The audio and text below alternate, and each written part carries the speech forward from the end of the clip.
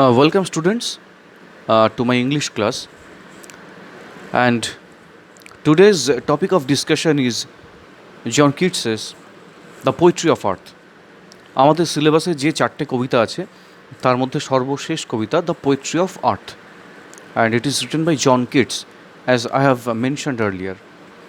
Now, before starting the poetry, let's learn something about John Keats. John Keats কে ছিলেন? John কিটসকে বলা হয়ে থাকে he is one of the finest romantic poets of all times. ইংরেজিতে romantic age বলে একটা যুগ ছিল ইংরেজি সাহিত্যের ইতিহাসে, এবং সেই যুগটা শুরু হয়েছিল আমরা বলতে পারি মোটামুটি 1798 সাল থেকে রাফলি নেক্সট 50 বছর, দ্যাট ইজ 1850 1850। এই 50-52 বছরের যে সময়টা, এই সময়টাকে আমরা বলতে পারি ইংরেজি সাহিত্যের রোম্যান্টিক যুগ। রোম্যান্টিক যুগ কেন, কী কারণে, সেই বিষয়ে পরে অন্য কোনো সময় আলোচনা করব, জাস্ট আমরা জেনে রাখবো এটা। এবং William Wordsworth, PB Shelley, Lord Byron, এদের সঙ্গে সঙ্গে যে কবির নাম একই সঙ্গে উচ্চারিত হয়, এবং one of the most popular poets of all times, he is John Keats. 1795-তে জন্ম, 1821 সালে এনার মৃত্যু। মাত্র 26 বছর ইনি তার কাব্যচর্চা করতে পেরেছিলেন, এবং তার মধ্যেই তিনি যা যা আমাদেরকে দিয়ে গেছেন সেই ভাণ্ডারটাই আমাদের জন্য প্রচুর। তো জন কিটসের কবিতা পড়ার সময় যেটা মাথায় রাখতে হবে, কিছু কিছু ক্যারেক্টারিস্টিক ফিচার থাকে তো বিভিন্ন কবির। জন কিটসের এরকম বেশ কিছু ক্যারেক্টারিস্টিক ফিচার রয়েছে। সেগুলো হচ্ছে use of different images, use of different imagery. বিভিন্ন ইমেজারি তার কবিতায় বারবার আমরা লক্ষ্য করতে পারি। ইমেজারি মানে কি, বা ইমেজেস মানে কি, একটু জাস্ট বলে নিই। Image is a picture made out of words. Image এক ধরনের ছবি, যে ছবিগুলো শব্দ দিয়ে তৈরি করা হয়। Here the poet writes something, here the poet writes a few words, and when we the reader we read the words we can visualize the image in front of us. চোখ বন্ধ করে যখন লাইনগুলো পড়ব, আমাদের চোখের সামনে সেই দৃশ্যটা প্রকট হয়ে উঠবে, আমরা ভিজুয়ালাইজ করতে পারবো। That is called image. এবং জন কিটসের কবিতায় এই ইমেজারির বাহুল্য আমাদের চোখে পড়ে। একই সঙ্গে সঙ্গে কিটসের কবিতার আর একটা বৈশিষ্ট্য হচ্ছে সেন্সুয়াসনেস। সেন্সুয়াসনেস মানে কি? সেন্সুয়াসনেস মানে আমাদেরকে এইভাবে বলতে পারি যে আমাদের তো 5টা সেন্স অর্গান আছে, চক্ষু, কর্ণ, নাসিকা, জিহ্বা, ত্বক। এই 5টা সেন্স অর্গান আমরা অ্যাপ্লাই করতে পারবো, বা এই 5টা সেন্স অর্গানকে বিভিন্ন সময় বিভিন্নভাবে আমাদের অ্যাপ্লাই করতে হবে কিটসের কবিতা পড়তে গিয়ে। পঞ্চ ইন্দ্রিয়র অ্যাপ্লিকেশান আছে, মানে কিটসের কবিতা বুঝতে আমাদের কখনো কখনো চোখ বন্ধ করে দেখতে হবে, কখনো তার ঘ্রাণ আমরা পাবো, কখনো আমরা শুনতে পাবো সেই শব্দটা পরিষ্কারভাবে। অথচ আমরা পড়ছি তো কয়েকটা শব্দ, কয়েকটা লাইন পড়বো, অথচ আমরা শুনতে পাবো, দেখতে পাবো, তার ঘ্রাণ পাবো, আমরা অনুভব করতে পারবো, টাচ করে যে ফিলটা হয় সেইটা করতে পারবো কিটসের কবিতা। তো সেই রকমই দ্য পোয়েট্রি অফ আর্থ, জন কিটসের লেখা বিখ্যাত একটি কবিতা। তো কবিতায় আসার আগে কবিতার টাইটেলটা নিয়ে একটুখানি বলে নিই। দ্য পোয়েট্রি অফ আর্থ, পৃথিবীর কবিতা। এই টাইটেলটার একটা ইম্পর্টেন্স রয়েছে, এটা নিয়ে একটু বলবো। পোয়েট্রি মানে আমরা যদি এখানে সিম্পলি কবিতা হিসেবে ধরে নিই দ্য পোয়েট্রি অফ আর্থ, তাহলে ভুল হবে। এক্ষেত্রে আমরা পোয়েট্রি মানে মনে করব কাব্য। পৃথিবীর কবিতা না বলে যদি আমরা টাইটেলটাকে এইভাবে পড়ি, পৃথিবীর কাব্য, তাহলে হয়তো অনেকটাই ঠিক হবে। কবিতা এবং কাব্যের মধ্যে ডিফারেন্স কি? একটা খুব হালকা ডিফারেন্স রয়েছে। কবিতা তো কি আমরা জানি, কবিতা একটা ছন্দ থাকবে,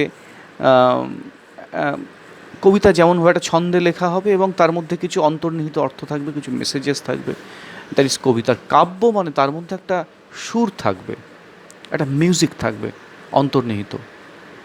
তো দ্য পোয়েট্রি অফ আর্থ, এটাকে আমরা যদি বাংলায় অনুবাদ করে বলতে চাই, আমরা বলতে পারি যে পৃথিবীর কাব্য বা দ্য মিউজিক অফ আর্থ, পৃথিবীর সঙ্গীত, পৃথিবীর সুর, অথবা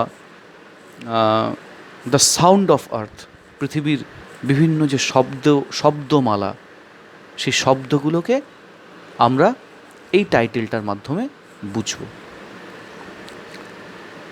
তো দ্য পোয়েট্রি অফ আর্থ, পৃথিবীর মিউজিক, যদি আমরা এটাই ধরে নিই, পৃথিবীর কাব্য, পৃথিবীর গীতি, পৃথিবীর গান যদি এই হিসেবে ধরি, পৃথিবী তো আর পৃথিবীর গান বলতে আমরা কি বুঝি, পৃথিবীর কাব্য বলতে কি বুঝবো?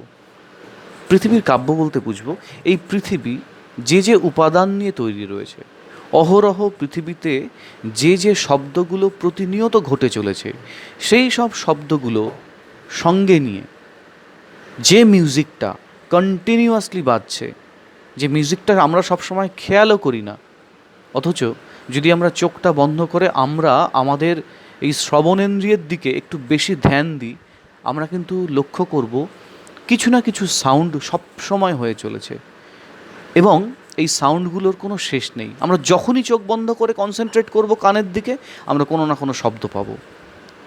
এই যে সাউন্ড পৃথিবীর, যেগুলো ন্যাচারাল, সব সময় হয়ে চলেছে, বাতাস বইছে তার শব্দ, নদী বয়ে চলেছে তার শব্দ, ঝড় উঠছে, গাছগুলো নড়ছে তার শব্দ, গাছের পাতার ওপর দিয়ে কেউ হেঁটে যাচ্ছে, সেই যে খচখচ শব্দটা হয় সেই শব্দটা, পোকা ডাকছে, পাখি ডাকছে, বা মেঘ ডাকছে, বৃষ্টি পড়ছে, কন্টিনিউয়াসলি কোনো না কোনো কারণে এই পৃথিবীতে বিভিন্ন রকম শব্দ উৎপাদন হয়ে চলছে।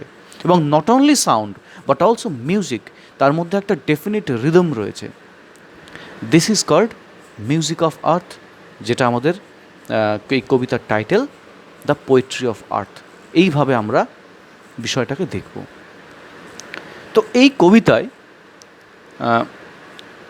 যেটা মূল বক্তব্য, যেটা বলতে চাওয়া হয়েছে, যে পৃথিবীর যে মিউজিকটা আছে, অর্থাৎ বিভিন্ন রকম সাউন্ড মিলে যে মিউজিকটা তৈরি করেছে এই পৃথিবীতে, সেই সাউন্ডটা কখনো থামে না। এই সাউন্ড অহরহ হতেই থাকে, চলতেই থাকে, এবং এটার কখনো মৃত্যু নেই। ঠিক যেমন একটা চক্রের মতো, ঋতুচক্র যেমন হয়, শীত গ্রীষ্ম বর্ষা ঋতুগুলো যেমন পরপর করে আসতে থাকে প্রতি বছর, এই একইভাবে চক্রাকারে আবর্তিত হতে থাকে। এই বিভিন্ন ঋতুর সঙ্গে সঙ্গে ওই ঋতুর সঙ্গে সমন্বয়ধর্মী কিছু মিউজিক রয়েছে, কিছু সাউন্ডস রয়েছে ওই ঋতুর সঙ্গে সংশ্লিষ্ট, সেই সাউন্ডগুলোও কিন্তু হতে থাকে, এবং এভাবেই একটা সাইকেল অফ মিউজিক তৈরি হয় এবং পৃথিবীর সঙ্গীতটা নিরবিচ্ছিন্নভাবে চলতে থাকে। This is the main theme of the poem the poetry of earth. এ তো গেল থিমের দিকে। আর যদি স্ট্রাকচারের কথায় আসি, এই স্ট্রাকচারটা অলরেডি আমরা এর আগে দেখেছি, because this poem is written in sonnet format and this is obviously written in Petrarchan sonnet format. এর আগে যখন সনেট নাম্বার 18 আমি বুঝিয়েছিলাম, সেখানে আমি বলেছিলাম যে সনেট মূলত দুই প্রকারের, পেট্রার্কান সনেট এবং শেক্সপিরিয়ান সনেট, এবং এদের মধ্যে পার্থক্যটাও আমি বুঝিয়ে দিয়েছিলাম দুই ধরনের সনেটের। এই সনেটটা, দ্য পোয়েট্রি অফ আর্থ, এইটা লেখা হয়েছে পেট্রার্কান সনেট এই ফরম্যাটে, অর্থাৎ এই সনেটের প্রথম 8 লাইনটা মিলে অক্টেভ তৈরি হয়েছে, লাস্ট 6 লাইন দিয়ে সেস্টেট তৈরি হয়েছে, অষ্টক এবং শতক। এবং পেট্রার্কান সনেটের মতনই এই সনেটেও একটা রাইম স্কিম রয়েছে, একটা ছন্দবদ্ধতা রয়েছে, সেটাও নির্দিষ্ট। অক্টেভের রাইম স্কিমটা হচ্ছে ABBA ABBA, আর সেস্টেটের রাইম স্কিমটা হচ্ছে CDE CDE। তো ক্লিয়ার এইটুকু? দ্য পোয়েট্রি অফ আর্থ, এই কবিতাটা কী ধরনের কবিতা? এটা একটা সনেট। এটা কী ধরনের সনেট? এটা পেট্রার্কান সনেট। আচ্ছা, এটার বিষয়বস্তু কি?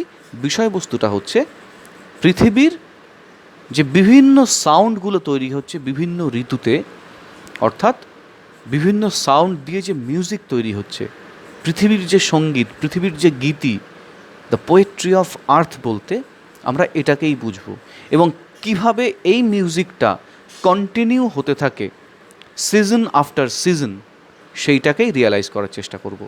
কেমন?